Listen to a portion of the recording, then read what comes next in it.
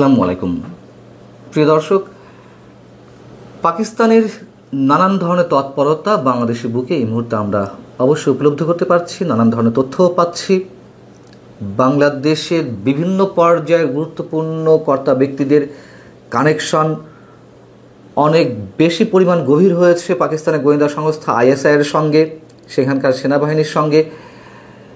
এই খবরগুলো একেবারে অমূলক কিছু নয়, এবং যারা এই খবরের পরিপ্রেক্ষিতে বলছেন যে পাকিস্তানের গোয়েন্দা সংস্থা আইএসআইয়ের আসলে আগের মতো সেই কার্যকারিতা নেই, তাদের সেই সক্ষমতা নেই, তারা কিছু করার ক্ষমতা রাখে না, এই কথাগুলো কি আমরা খুব গুরুত্বের সঙ্গে নিব? হ্যাঁ, ধরে নিলাম যে আইএসআইয়ের এই মুহূর্তে তেমন কোনো ক্ষমতা নেই, কিন্তু তৎপরতা অপতৎপরতা একটি চলছে, সেই সিমটমটা আমরা নানানভাবে পাচ্ছি। যেমন পাকিস্তানের অন্যতম একটি গণমাধ্যম দ্য ক্যাচ লাইন, এটির প্রিন্ট ভার্সন রয়েছে, অনলাইন ভার্সনও রয়েছে। সেখানে একটি মন্তব্য প্রতিবেদন প্রকাশিত হয়েছে যা খুবই উদ্বেগজনক, ভয়ঙ্কর এবং আপত্তিকর। সাম্প্রদায়িকতাপূর্ণ এই লেখাটিতে জামায়াতের সাবেক আমির প্রয়াত গোলাম আজমের পুত্র, সাবেক সেনা কর্মকর্তা ব্রিগেডিয়ার জেনারেল অবসরপ্রাপ্ত আবদুল্লাহ হিল আমান আজমিকে সেনাবাহিনীতে পুনর্বাসনের দাবি জানানো হয়েছে। শুধু পুনর্বাসন নয়, সেনা প্রধান করার দাবি জানানো হয়েছে, অথবা জাতীয় প্রতিরক্ষা উপদেষ্টার পদ দেওয়া হয়। এবং এই যে প্রতিবেদনটি দ্য ক্যাচ লাইনে প্রকাশিত হয়েছে, তার সাথে আমরা আরও অন্যান্য বিষয় মিলাতে পারি। এটিকে হালকাভাবে উড়িয়ে দেওয়ার কোনো সুযোগ নেই। যেমন 2024-এর 5 আগস্ট রাজনৈতিক পট পরিবর্তনের পর, গণ অভ্যুত্থানের পর, পাকিস্তানের অন্যতম একটি রাজনৈতিক দল জমিয়তে উলামায়ে পাকিস্তান, তার এক শীর্ষ নেতা মঞ্জুর মেঙ্গাল, যিনি তার কয়েকদিন আগে বাংলাদেশে ওয়াজ করে গেলেন হেফাজতে ইসলামের আমন্ত্রণে, বা সম্ভবত 5 আগস্টের পরপরই, সেই মঞ্জুর মেঙ্গাল দাবি করলেন যে খুব শীঘ্রই পাকিস্তানের অঙ্গীভূত হবে, পাকিস্তানের মধ্যেই আবার ঢুকবে বাংলাদেশ।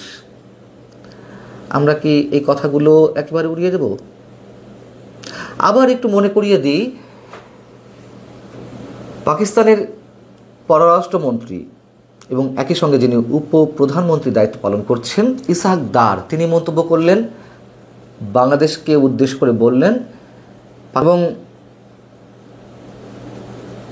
আবদুল্লাহ হিল আমান আজমি বাংলাদেশের সাবেক কয়েক সেনা কর্মকর্তাকে নিয়ে ইসলামিক রেভলিউশনারি আর্মি তৈরি করার একটি পরিকল্পনা করছেন এবং তৎপর রয়েছেন, এমন খবরও বিভিন্নভাবে আমরা পাচ্ছি।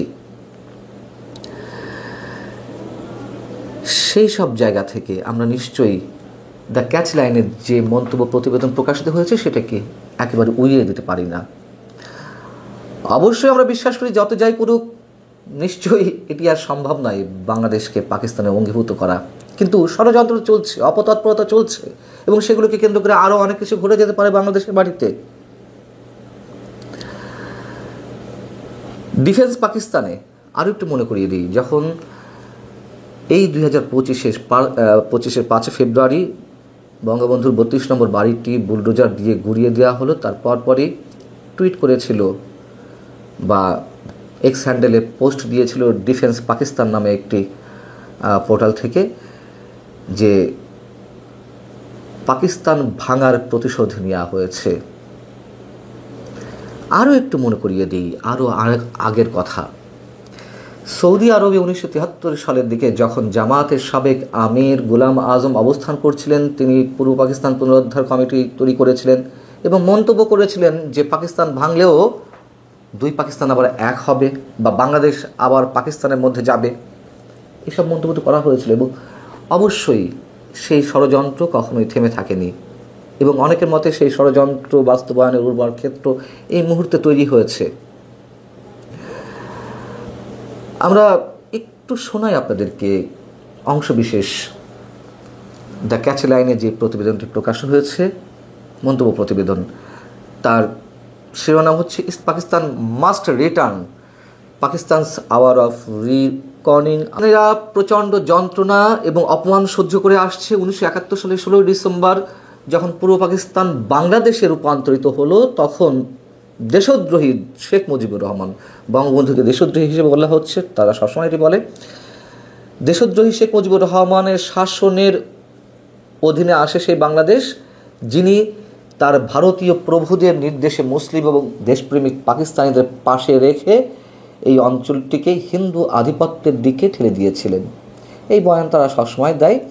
এবং আবদুল্লাহ হিল আমান আজমিকে কীভাবে পোর্ট্রেট করা হয়েছে? The son of Pakistan's hero and Jamaat Islami leader professor Golam Azam, পাকিস্তানের বীর এবং জামাতের নেতা গোলাম আজমের পুত্র আবদুল্লাহ হিল আমান আজমি, যার সম্পর্কে বলা হচ্ছে যে 1981 সালে তিনি বাংলাদেশ সেনাবাহিনীতে কমিশন প্রাপ্ত হন, কিন্তু তিনি বিরোধীদের টার্গেটের শিকার হন এবং বাঙালি হিন্দুদের কাছ থেকে বিরূপ প্রতিক্রিয়ার মুখোমুখি হন। তার যোগ্যতা নিয়ে প্রশ্ন তোলা হয়, কারণ তিনিও তার বাবা গোলাম আজম পাকিস্তানের নাগরিক ছিলেন। যখন বিষয়টি আরও তীব্র হয়, তখন অধ্যাপক গোলাম আজম এরশাদের সঙ্গে দেখা করেন। যেহেতু গোলাম আজমের তখন নাগরিকত্ব ছিল না, তার ছেলেরও নিশ্চয় নাগরিকত্ব ছিল না বাংলাদেশি হিসেবে, তো এই বিতর্কের বিষয়টি মীমাংসার জন্য তিনি জেনারেল এরশাদের দ্বারস্থ হয়েছিলেন। এবং এখানে বলা হচ্ছে যে জেনারেল আজমি তার বাবার মতোই পাকিস্তানের একজন কট্টর দেশপ্রেমিক। তিনি একাধিকবার প্রকাশ্যে ঘোষণা করেছেন যে তিনি বাংলাদেশের সংবিধান মানেন না, জাতীয় পতাকা মানেন না, জাতীয় সঙ্গীত মানেন না, জাতীয় উৎসব পহেলা বৈশাখের মতন উৎসবগুলো তিনি স্বীকার করেন না, ইত্যাদি ইত্যাদি। এবং এখানে বলা হচ্ছে যে 2009 সাল থেকে, আরও একটা লাইন এখানে আছে, এটি সিগনিফিক্যান্ট খুবই। এখানে বলা হচ্ছে যে 1981 সাল থেকে আজমি নীরবে একটি দৃষ্টিভঙ্গি লালন করছিলেন, ভারতীয় প্রভাব থেকে পূর্ব পাকিস্তান পুনরুদ্ধার করা এবং পাকিস্তানের অংশ হিসেবে পুনরুদ্ধার করা, অর্থাৎ তার বাবা গোলাম আজমি যেটি করেছিলেন পূর্ব পাকিস্তান পুনরুদ্ধার কমিটি। তো 2009 সালের 24শে জুন শেখ হাসিনা, যিনি ভারতের প্রমাণিত ঘুঁটি হিসেবে প্রমাণিত, মানে তিনি ক্ষমতা গ্রহণের পর 2009 সালের 24শে জুন জেনারেল আজমিকে চাকরিচ্যুত করেন এবং তার শাসন আমলের পুরোটা সময় জুড়ে নির্যাতনের মুখে তাকে রাখা হয়। এই প্রতিবেদনে বলা হচ্ছে যে বাংলাদেশের ভারতীয় আধিপত্যের কবল থেকে মুক্ত হওয়ার পর অধ্যাপক ডক্টর মোহাম্মদ ইউনূস পাকিস্তানের সঙ্গে সুসম্পর্ক গঠন করেন। 2024 সালের 27শে ডিসেম্বর ব্রিগেডিয়ার আজমির বিরুদ্ধে বরখাস্তের আদেশ প্রত্যাহার করা হয় এবং তাকে পূর্ণ সুযোগ সুবিধা সহ অবসর দেওয়া হয়। কিন্তু এটি কোনো প্রকৃত ন্যায় বিচার ছিল না। ন্যায় বিচার করতে হলে কী করতে হবে? আজমির মতন একজন যোগ্যতা সম্পন্ন ব্যক্তিকে পুনর্বহাল করতে হবে, 4 তারকা জেনারেল পদে পদোন্নতি দিতে হবে এবং পাকিস্তানি সেনাবাহিনীর প্রধান হিসেবে নিয়োগ দিতে হবে। যদি সেটা না সম্ভব হয়, প্রথমে যেটি বললাম, তাকে জাতীয় নিরাপত্তা উপদেষ্টা অথবা প্রতিরক্ষা উপদেষ্টা হিসেবে নিয়োগ দিতে হবে। এবং এইটি করা হলে তার যে কৌশলগত দৃষ্টিভঙ্গি এবং পাকিস্তানের প্রতি যে আনুগত্য তা মূল্যায়িত হবে। এখানে হুবহু এভাবে বলা হচ্ছে, আবদুল্লাহ হিল আমান আজমির মতো দেশপ্রেমিকদের পুনর্বহাল এবং ক্ষমতায়ন কেবল প্রতীকী নয়, এটি কয়েক দশক ধরে অপমানিত হওয়ার বিপরীতে প্রথম পদক্ষেপ।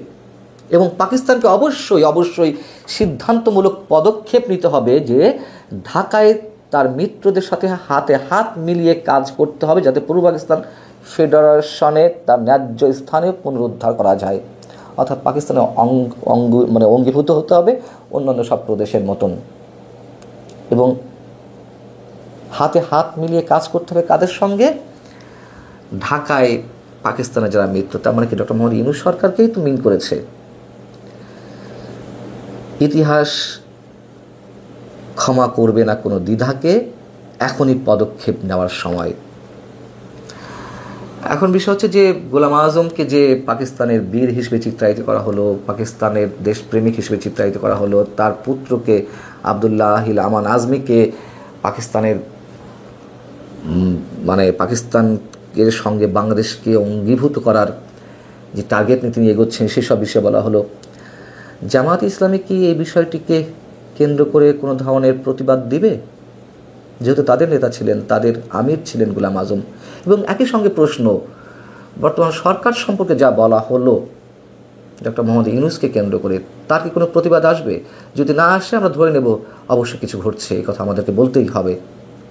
ভালো থাকুন, আল্লাহ হাফেজ।